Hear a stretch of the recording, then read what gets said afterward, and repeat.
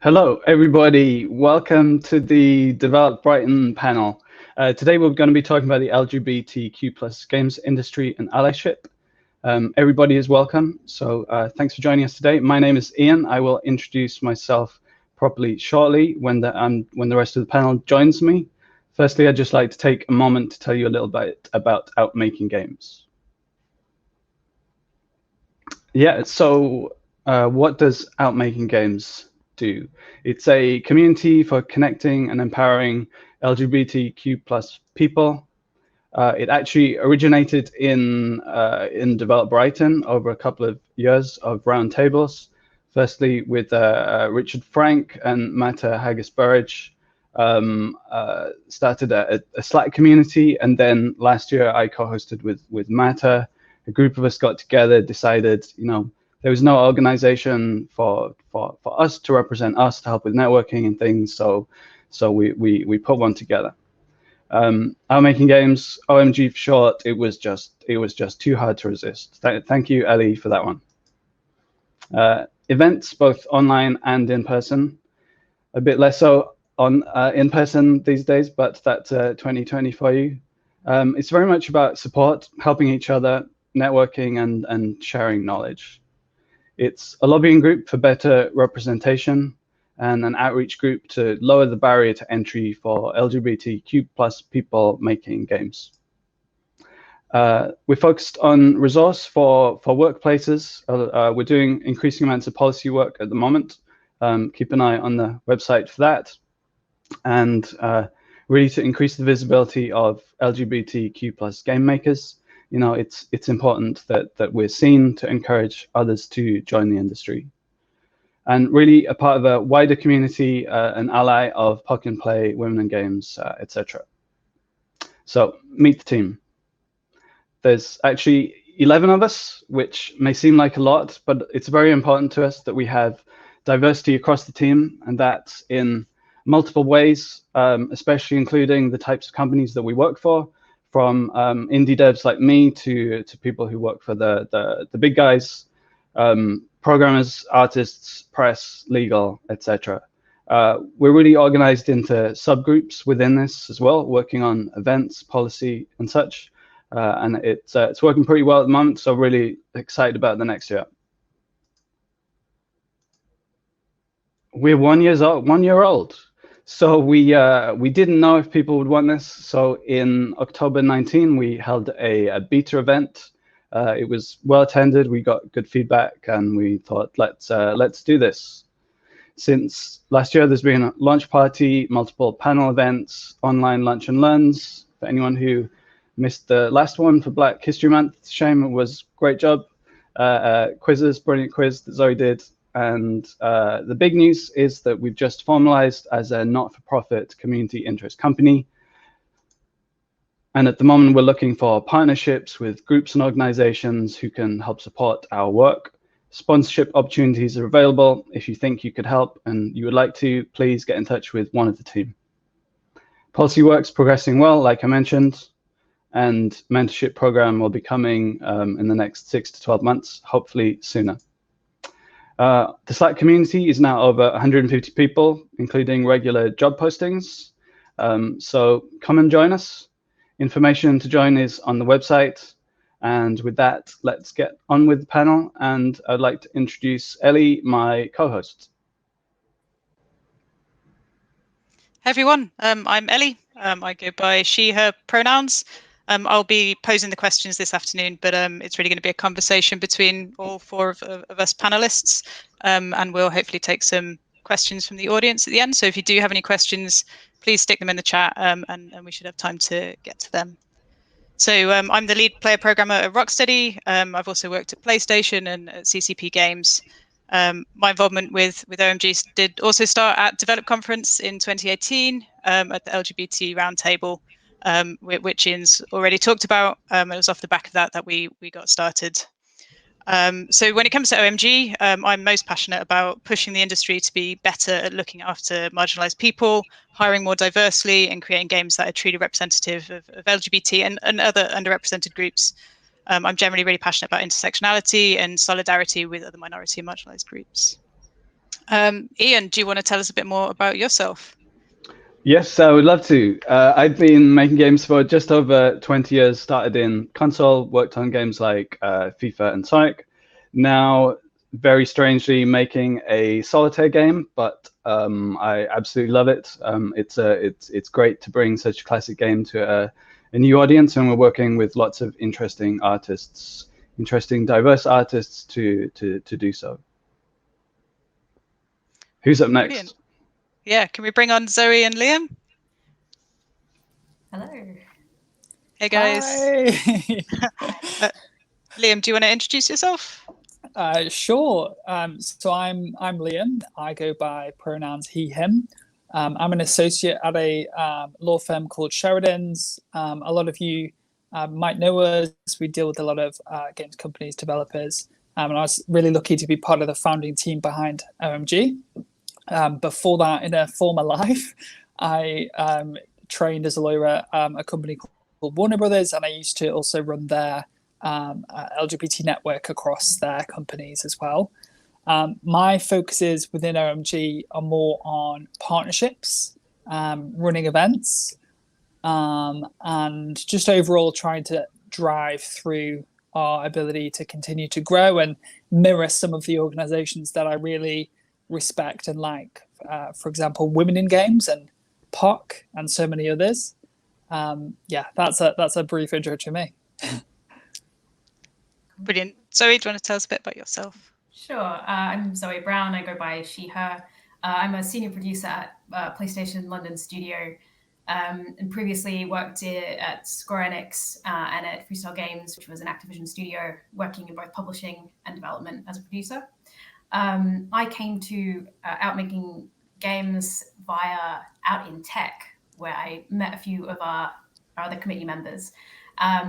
And joined up. And my areas of interest are, many and varied, but I particularly enjoy mentorship and finding opportunities to make mentorship accessible and easy to manage, both for people who want mentors and people who want to mentor, because it can feel quite daunting, and improving access that way makes it a lot easier for LGBT people to kind of get a foot in the door and to get really good advice in their careers. Yeah. Brilliant. Okay, so to kick off our questions, our first one is, in 2020, what was your favorite piece of LGBTQ plus representation, whether that was your favorite character, favorite bit of narrative, or some feature around character creation or anything like that? I will start. So I've got to say that as a queer white woman called Elli with persistent fantasies about taking on the zombie apocalypse, then never have I felt so catered to than when The Last of Us Part 2 came out. And it's like, in all seriousness, it really brings home like the power of representation to me. Like I've played so many games where great escapist fantasies where I get to be someone else and save the universe. But at the same time, seeing someone more like yourself in the media, the media that you know and love is so powerful. It's empowering. It's validating, and it's meaningful. And in some ways, more meaningful than when you step into someone else's shoes. And I think that goes two ways as well, because I know there's people out there who are nothing like that, who get to spend time playing as Elli and having this different experience, and hopefully, building some empathy with maybe people a little bit more like me. So that's my favorite bit of representation for 2020. Ian, do you want to tell us about yours? Yeah. I think at the start of lockdown, I was one of the many people who got very obsessed with Animal Crossing. And it was a nice surprise to not, you actually don't choose a gender at the start of the game. You choose a style, which is either boy or girl.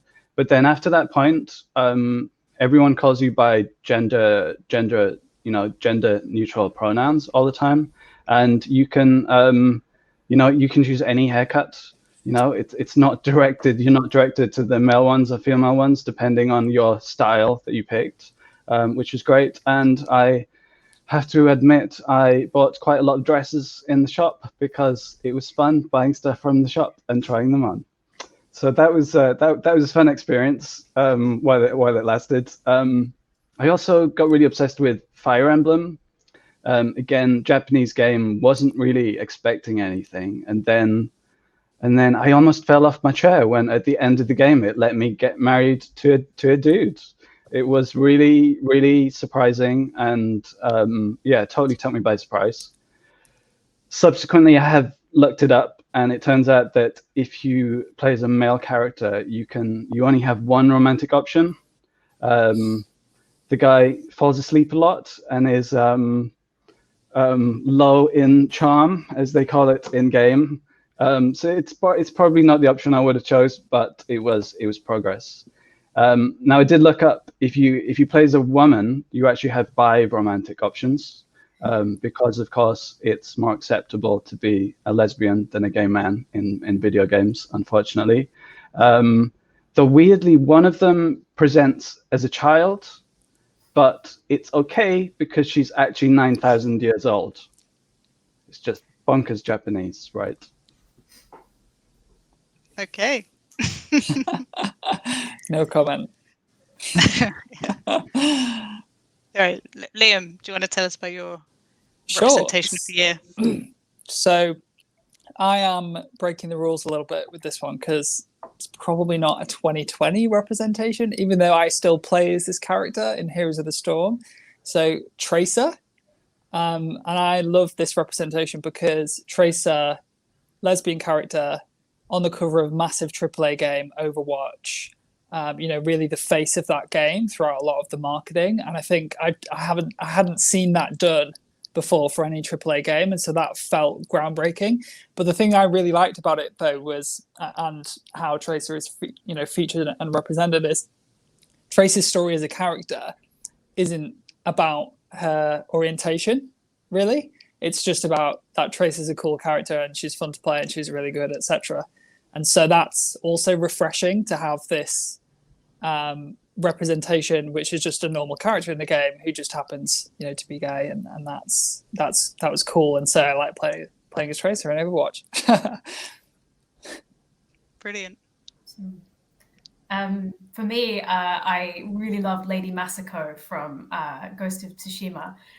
Spoilers. It's only a small spoiler, but I love a queer woman with a sword. It's fabulous. But I think one of the things that makes her quite unique is that she's a grandmother. So she's a much older queer woman.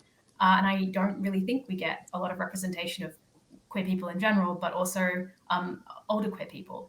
So that was a really lovely little surprise as I was playing. Yeah, I think that's a really great point. I mean, you don't get that many older people, older women in particular, as protagonists in games. Okay. And relatedly, do you guys feel that we've made steps forwards in LGBTQ plus representation in 2020? Do you think we've gone backwards at all? And I guess, again, what were your kind of key moments of the year and your thoughts around that? Liam, do you want to kick us off on this one? Yeah, I can kick us off. For anyone who knows me, you will know that I'm a bit of an optimist. And so I tend to see the bright side on things first, for better or worse. So I think things are heading in a good direction. And people might disagree with that, but I'll give you an example that always comes to mind for me is, and for those watching, you might be familiar with this already, but the UK Games Association, UKIE, ran and is still running a really fantastic initiative called the Diversity Pledge. And so that has really recently, I think, kind of ramped up the whole industry's focus on diversity. Of course, it's diversity at large, but LGBTQ plus diversity forms a really significant part of that picture as well. And representation in games is a pillar of meeting the pledge requirements for organizations that sign up to join the Diversity Pledge. It's one of the key ways that you demonstrate your compliance, how you're progressing and things like that. And I think that's quite new and unique for the industry. and it feels quite innovative. And I'm excited to see how that spins out, in the future, and what the results are from that. And I think there may be a report at some point in the near future where we'll hear a bit about those organizations who've joined the pledge, case studies on how that has impacted direction for them, and how they're influencing representation in particular. So yeah, that's my 2 pence. Brilliant. Yeah, that's really good stuff. Zoe, do you want to give us your thoughts? Sure. I mean, you've already mentioned it, but The Last of Us Part 2 came out this year. It's got a lesbian on the front cover selling a game. She is the protagonist. And I've got some stats from online. It was the fastest selling PS4 exclusive, and also the 3rd best selling game of 2020, according to Eurogamer, which is wild and exciting. And I think it's like a proof point that, game makers and publishers don't have to be afraid of featuring LGBT people in games and having true representation. I also really liked The Last of Us because I mean, there's a lot of spoilers in there, and I don't want to put too much in, but there's a lot of representation, and it's varied, and also, it's the characters weren't just their gender identity or sexuality, but there were really nice uses of those themes in order to support and emphasize universal themes in really interesting and thoughtful and cool ways. So I thought that was a really great thing this year. Yep, couldn't agree more. Ian, what are your thoughts? Before I forget, if anyone has any questions, please do send them through through the system. We will get them at the end, but feel free to send them as you think of them. Has representation improved?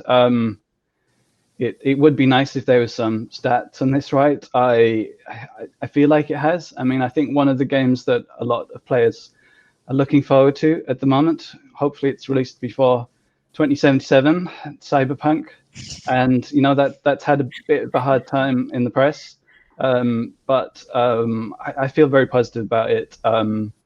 Apparently, again, you pick your body type at the start of the game rather than a gender, which sounds really positive. So definitely have my fingers crossed for that. I mean, developers don't always get these things right, and I think it's even when they're trying, and I think it's important that they are trying, and people shouldn't be scared to try, even if they do make mistakes. I think that's important. Also, sometimes this content can be region locked. I know that from speaking to some people at last year's Develop Roundtable. Actually, someone told the story about how some great gay content was in a game in Europe, but it was actually region locked and locked out if you were in the Middle East, for example. And that's it's very upsetting when you hear stories like that. But the fact that it's in some geographies and some countries is still progress. But we can always do better. I think just to follow up on that point, because I think it's really relevant and really interesting. I think it's easier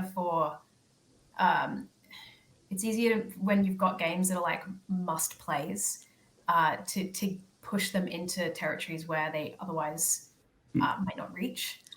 So I'm thinking of examples where Russia isn't particularly keen on LGBT content, but if you have like must play games, sometimes people find ways to play them anyway, and sometimes it's really hard for regulatory bodies to justify like not letting it get into the country. I think if we're moving the needle in places where it is still legal, and we're making this content commonplace, it becomes harder and harder to just keep rejecting content.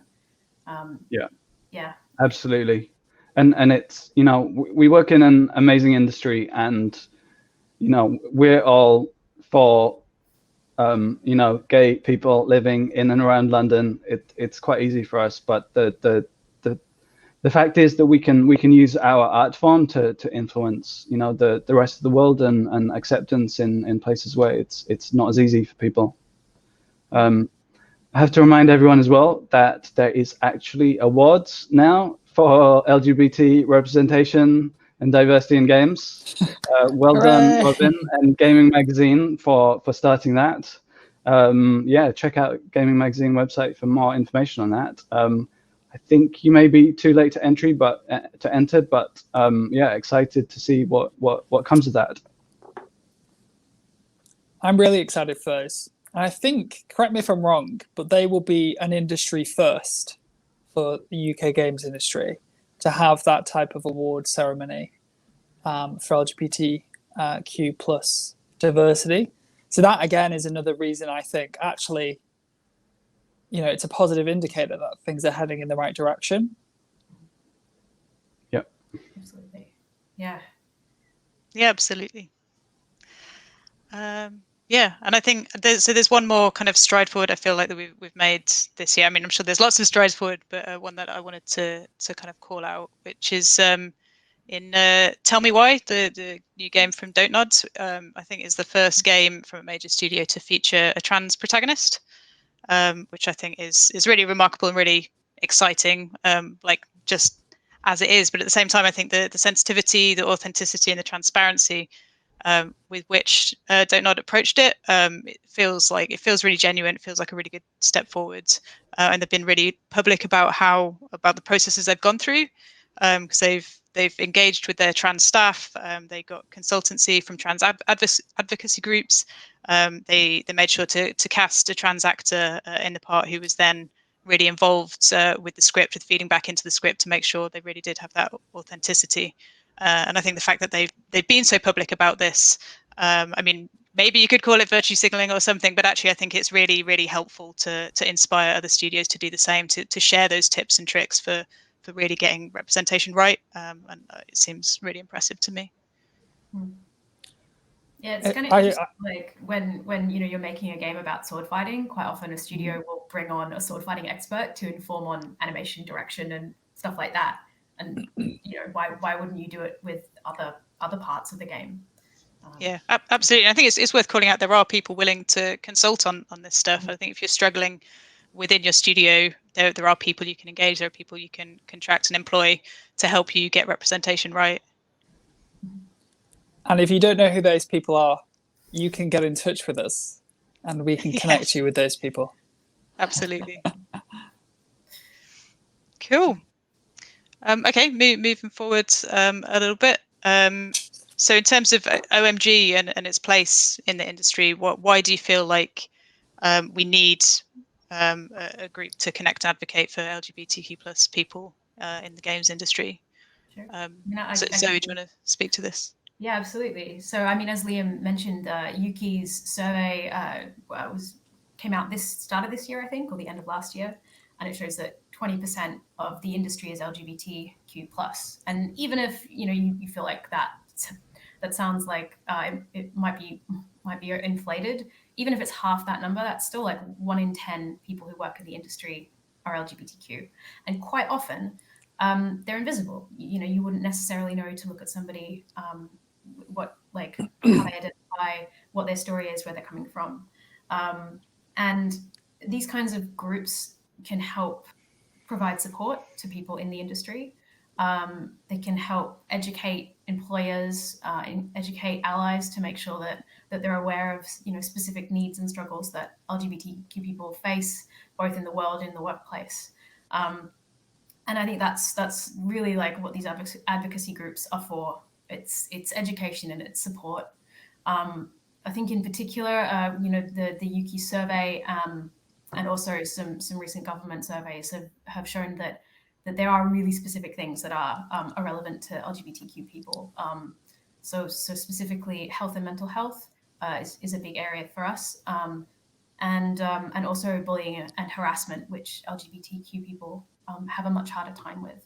I think someone was maybe gonna take up the reins on those 2 points.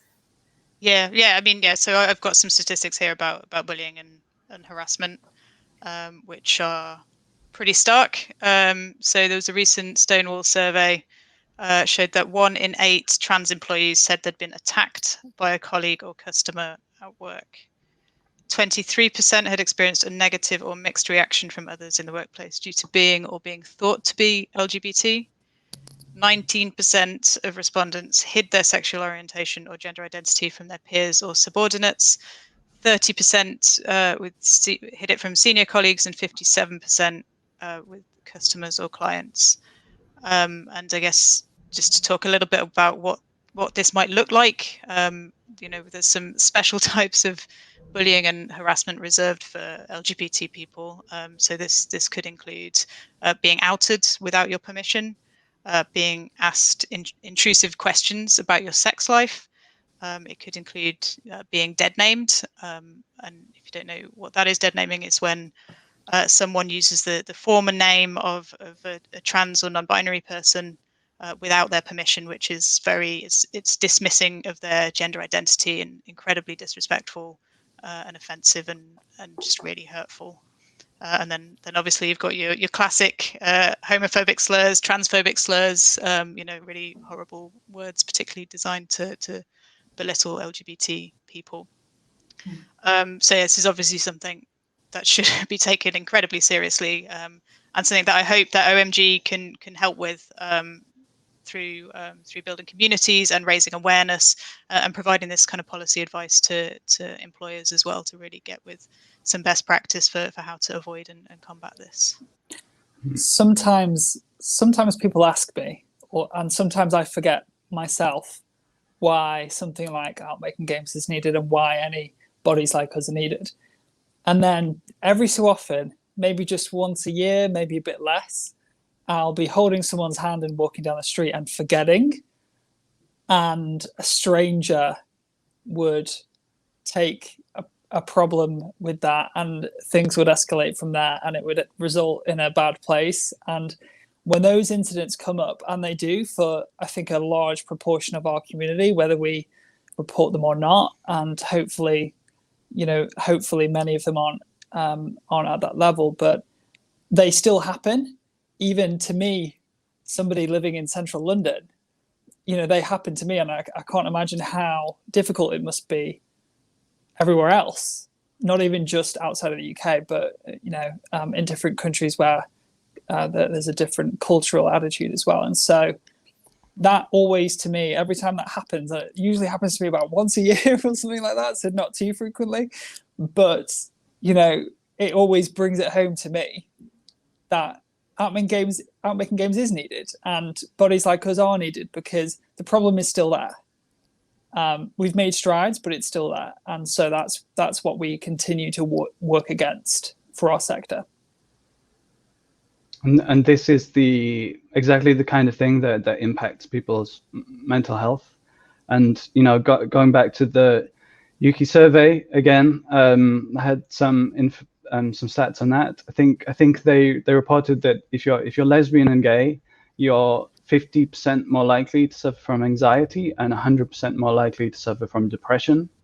And if you are bisexual or other, it's far higher even. It's really terrible. And while I think most of us who are out in the industry, it's hard to picture 20% of the workforce of our colleagues being LGBTQ+. I think we and probably the survey was skewed a little bit, and be interested to see what happens in future years. But also a lot of people just aren't out. And if you are bisexual, and a high percentage of people in that survey said they were bisexual, it's very easy not to be. But then you are invisible, and you are experiencing the homophobic slurs, etc. And people don't even know that they're doing it to you. So I hope with a network like Out Making Games, we can make a bit of difference and to support people. We're really just here to help each other however we can.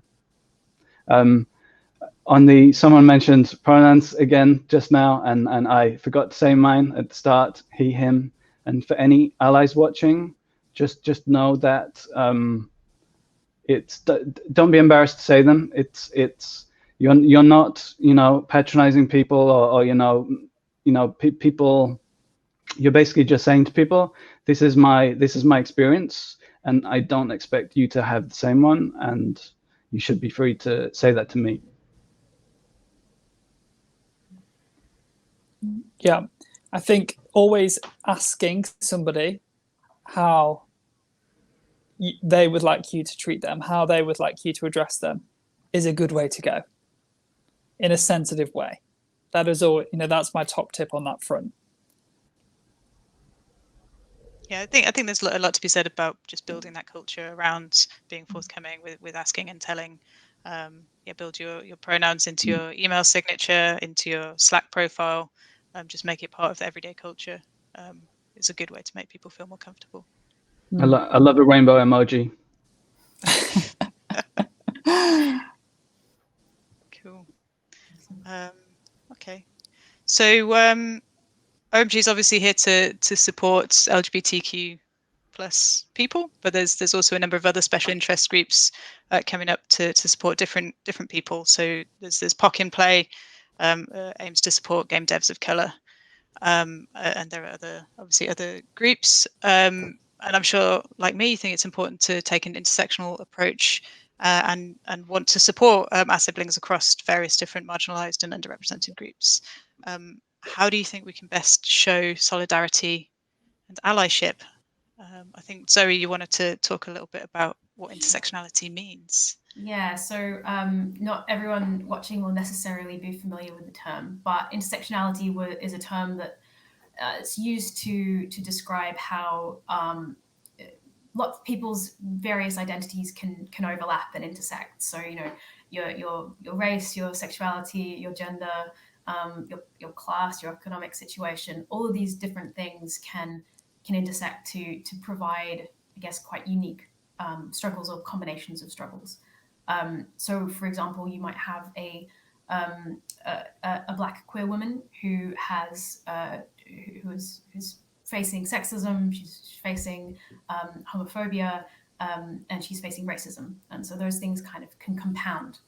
And I think it's important for us to appreciate that just because we are members of a particular minority, it doesn't necessarily mean that, you know, we don't benefit from privilege of our other identities. So, for example, I'm a white cisgendered woman from a middle class background, and so I've, you know, got a lot of incredible privilege and identities that let me move through the world in a much easier way to other people. So it's just because I'm queer, it doesn't mean that that I have a free pass and that everything's terrible. You need to appreciate how those things intersect.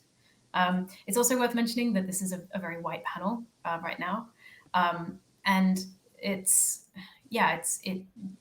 something that we are actively aware of and working on. Our committee is diverse, and we make an effort to recruit speakers for our events.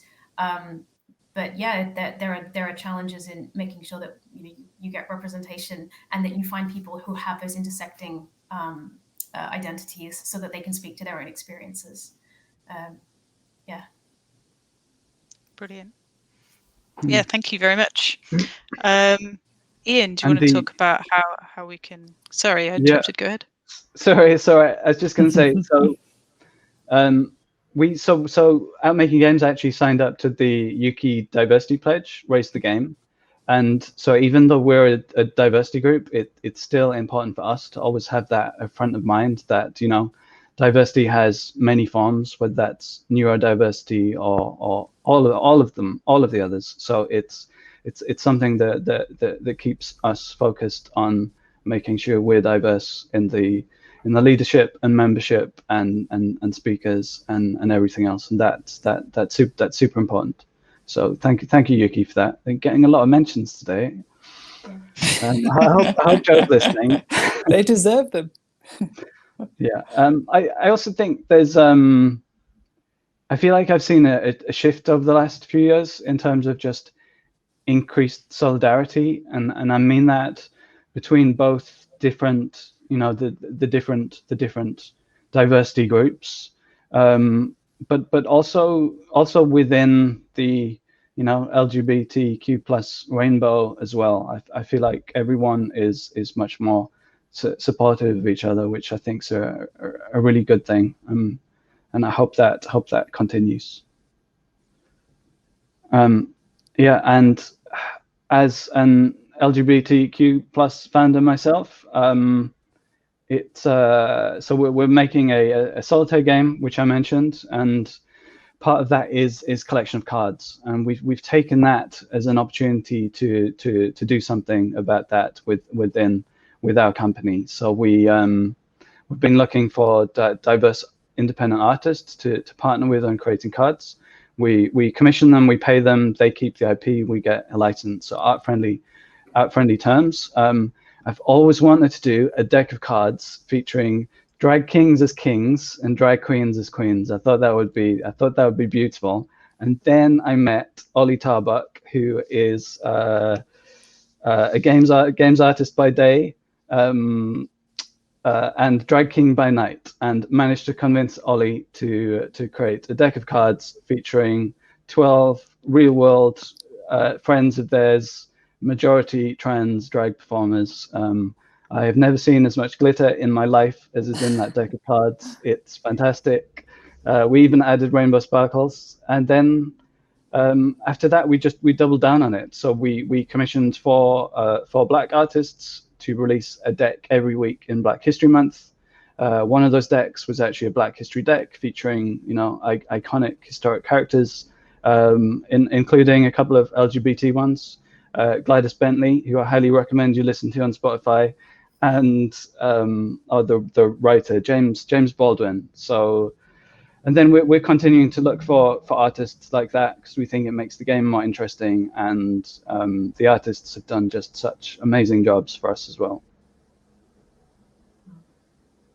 Yeah, they really have. Thank you. Cool. Yeah, I think in terms of the ways we can show solidarity and allyship, I think a great thing to do is get really actively involved with other special interest groups. Obviously, check that you're welcome. If you want to attend a meetup for people of color, for example, and you're not yourself, check that it's a space that's welcoming to you. You'll be entering a safe space, and it's important to make sure that you are welcome. But listen and learn and make friends, or network, as they call it. And yeah, through that, educate yourself and discover how you can be a good ally. And I think in particular, in terms of being of allyship between marginalized groups. So I guess as a woman and as a member of the queer community, I'm very aware through my lived experiences of things that would hold back people like me through recruitment and representation. And I'm always trying to think of ways to address that and open up the door for future people like me. But while I'm thinking about that, then I'm always just trying to think intersectionally and think wider than that, and what can I do that will also help BAME people, disabled people, anyone else that might be more marginalized by society and the system, and just try and push that forward on behalf of everyone where I can.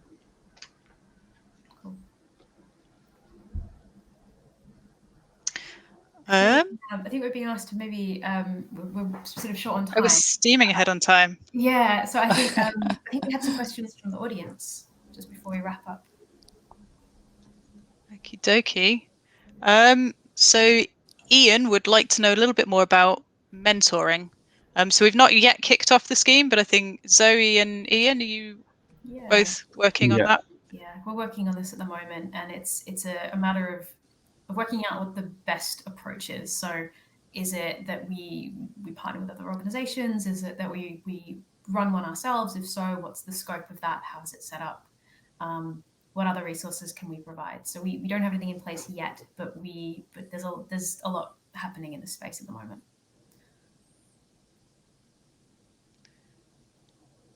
Sorry, these questions are pasted in a slightly funny format. I can jump in. I think I got one of them. Somebody was asking if we could recommend any LGBTQ plus or games with LGBTQ plus representation in games for younger players. And I've been sat here for 5 minutes thinking about that question and struggling a little bit. maybe does anyone have anything that springs to mind? Yeah. I have one. It depends on like how young you're talking, but I'm playing a game at the moment called Spiritfarer, which has like it's a really lovely, cute game about dying and about life and death, and it's really lovely. It's very wholesome, and there's a few characters in there who are LGBT. It's super wholesome and super nice, non-violent, really, really lovely game. I'd recommend that. Stardew Valley, yeah, that's a good Stardew Valley. Somebody mentioned that's good. It's nicely done in that. I mean, not games, but something that just hit me about a year ago when I saw it was there's an animation called the Dragon Prince. I think it's actually made by some developers, like ex-Uncharted person. And you're introduced relatively early on, or maybe it's in season 2, to this princess, but you know her parents died fighting, but you don't know any more about it. And then later on in another episode, you see her parents and how they died, and they are a mixed race lesbian warrior queens. It's like, yes, that's amazing. Yay. So yeah, more of that, please. Games, I'm struggling a bit, but we need to make more then. It depends on the age group as well, because like I remember age 10 playing the Baldur's Gate series, and there was representation in there, like in terms of player romances. You could be in a queer romance and it was totally chill. Yeah, I remember Fable marriages. You could have marriages. Absolutely. Yeah. I guess there's The Sims, right? That's suitable for younger people. Yeah. There's so many of us discovering things about ourselves. Yeah. And then I think there was one more question. What do we think of? I guess what do we think of what little representation of people of color, LGBTQ plus? Presumably in video games. So last week, Ugo, one of the leadership team, ran a lunch and learn session talking about black representation in video games. I am trying to convince him to repeat it and do it again. So definitely stay in touch and tune in for that. He did reference, I think, a black lesbian woman character who he liked a lot in a game. I'm struggling to remember the game.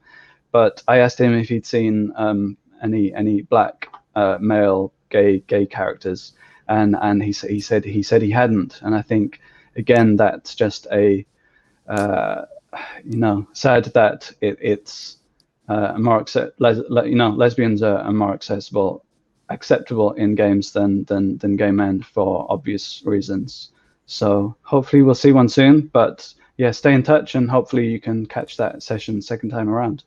Yeah, and I think it's we already have a problem with getting enough representation of people of color in general in games, and LGBT people in general in games. That when you have combining minorities, like different groups, representation goes down even further. It's really hard. It's not ideal. But again, I think based on the conversation that we've had before, it is getting better. It's just slow.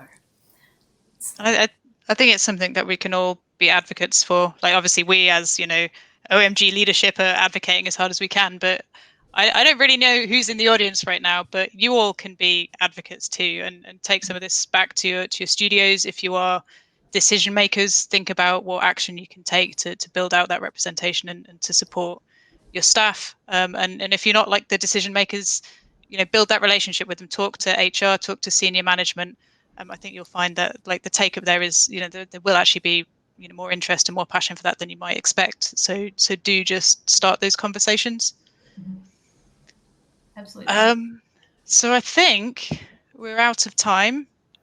So thank you all panelists for being here, and thank you very much to the audience out there for being part of this and sending in your questions. And yeah, please do get in touch with OMG. It's outmaking.games/join. We're on Twitter, outmakinggames. And I think the four of us are on Twitter. Maybe I'm Elli_Shapiro. Zoe, have you got something?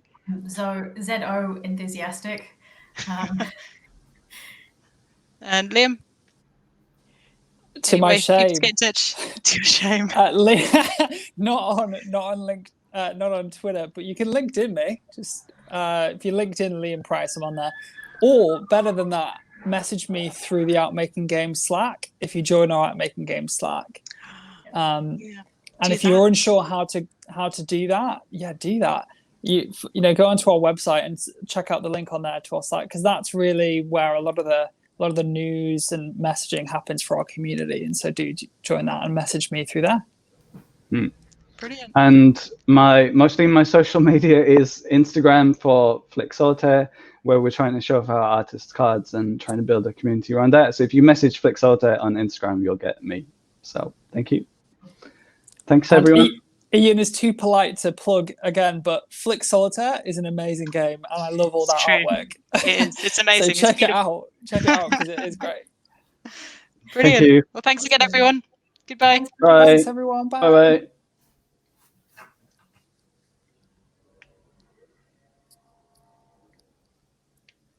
And you're clear, everybody. Are we still live? Nope, not anymore. This says you are, but you're not. Cool. That was wonderful, everybody. That was really good. Good work. Yeah. My only regret is not plugging more. Yeah, should do more plugging. Thumbs up from Susan. I think that's good. Yay. Hopefully Ellie will be back next year with someone else, and I'll finally get out of this. Thank you all for the hard work. Yeah. Thank you for the hard work and effort put into it. I'm sorry I'm quasi-absent / split attention, split focus at the moment this week. You guys have killed it. How much sleep did you get last night? I think I got home at about 4:30.